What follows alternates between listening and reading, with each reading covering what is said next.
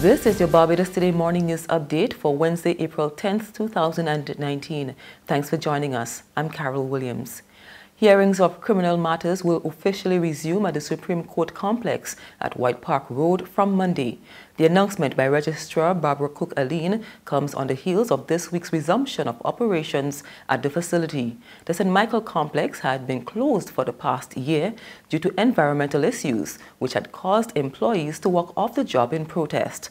Following a recent tour of the complex, the registrar assured that the environment is healthier for all users and a maintenance plan will be put in place. Chief Justice Sir Marston Gibson also said that all efforts were being made to ensure that the issues relating to air quality and ventilation did not reoccur. A new Prevention of Corruption Act will likely be introduced in Parliament within 3 months' time, replacing the current legislation that's 90 years old. Notice of this came from Attorney General Dale Marshall during debate in Parliament yesterday. It is an embarrassment that in the year 2019 we could be dealing with a piece of legislation which provides that the maximum fine for corrupt acts could be $2,500. That would have been a huge amount of money in 1929. But it is not a huge amount of money today. In fact, it is trifling today, sir. Trifling. And for those who would want to say that it would be an easy thing just to come and change the fines, while that is something that a person could argue, the fact remains that it is still an archaic piece of legislation, and you only have to read it to be able to tell. Any person looking at a statute that is now 90 years old would have to immediately believe that they were reading something almost like Chaucer or Shakespeare. The Attorney General says the government also plans to establish an anti-corruption unit that will, among other things, enable the Director of Public Prosecution's Office to go into the financial institutions to investigate records of people suspected or charged with corrupt activities. A health official is giving the thumbs up to plans to bolster Barbados' portable water supply outside of the small-scale desalination. Medical officer in the Ministry of Health and Wellness, Dr. Ingrid Cumberbatch, believes wastewater reuse must be seen as a viable alternative. At the same time, she has issued caution. According to a 1997 Clon-Crippens consultant report, the aquifer is also the recipient of almost all wastewater generated in the country. The exceptions to this are Bridgetown and a significant portion of the South Coast, which both benefit from sewage systems, and the Scotland District, which has natural surface drainage and is made up of non-coral geology. The challenges posed by climate variability and climate change dictate that wastewater reuse is therefore a real and imminent water augmentation option that must be and is presently being explored at the national policy level. Unfortunately, wastewater reuse also brings with it significant public health concerns that the health sector must both anticipate and build institutional capacity for effective regulation. Dr. Cumberbatch was the featured speaker at the opening of a water quality surveillance training seminar held at the Pan American Health Organization yesterday. The fish bowling competition and other crowd favorites have been kept on the roster of the Flo Oystins Fish Festival. However, new activities such as a mobile cinema have been added to reinvigorate the annual festival that began in 1977. At the official handover of a $25,000 sponsorship check by Flo yesterday, chairperson of the organizing committee, Tony Thorne, spoke of the changes to the event that culminates over the Easter weekend. We have the usual dolphin skinning and the greasy pole and all of those competitions, but we have a lot of new elements as well. We have Bajan storytelling and a folk concert.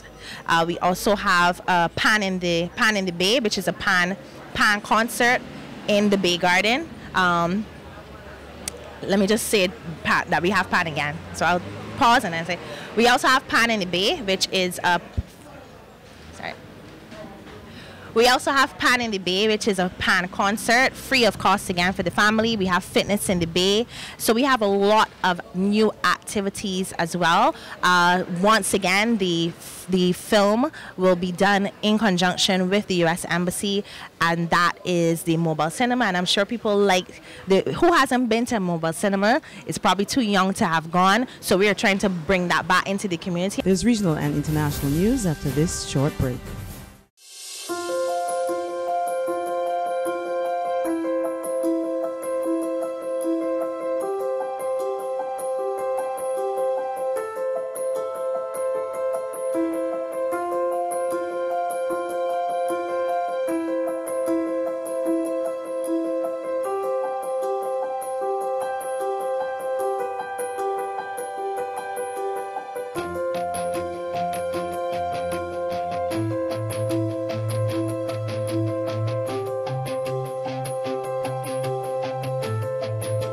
Barbados Today, news you can trust. In Grenada, debate continues to rage over a plan to increase NIS contributions and the retirement age from 60 to 65. President General of the Grenada Union of Teachers, Lyden Lewis, is insisting that the national insurance scheme needs to engage the public more. There's a distinct difference between Social Security retirement and retirement from government. And we need to set the two and set the record straight that this discussion has nothing to do with government pensions and gratuity. Government and the laws that govern the public service is different to what NIS as a social security provider is proposing. So there has to be, as far as we know, there is no proposed change to the current structure for public workers. And NIS is not speaking to that. NIS is speaking to their organization, their rules, their laws. And finally, European Union Council President Donald Tusk has urged the bloc's leaders to allow Britain to delay Brexit for up to a year. His appeal comes as London and Brussels scramble to avoid a chaotic no-deal exit on Friday. We get the details from France 24. With the clock ticking down until the latest Brexit deadline this Friday, Theresa May is hoping to again push back the dials and buy more time. The British Prime Minister says her cross-party talks with Labour could still break the impasse and get her thrice-defeated withdrawal deal through Parliament, despite recent criticism from Jeremy Corbyn. The problem is that the government doesn't seem to be moving off the original red lines. I've put the case forward for a customs union with the European Union, for market access, and particularly for protection of rights for consumers, environment and those at work, and those have to be dynamic and guaranteed in the future. On Monday, the British Parliament voted to approve legislation that aims to prevent a no-deal Brexit, wresting control from the government. However, critics say it will have far-reaching constitutional consequences. This bill is telling our Prime Minister what to do. Classic case of the tail wagging the dog. Constitutional chaos. And that's news, but for the very latest, visit our website at www.barbadostoday.bb. You can subscribe to our e-paper, email updates, or like us on Facebook. And sign up for breaking news alerts via WhatsApp. We're also on Izumi Media in bus terminals, as well as screenplay at supermarkets and gas stations near you. You can also hear us on Mix 96.9 FM and Capital Media HD 99.3 FM. I'm Carol Williams. Have a good day.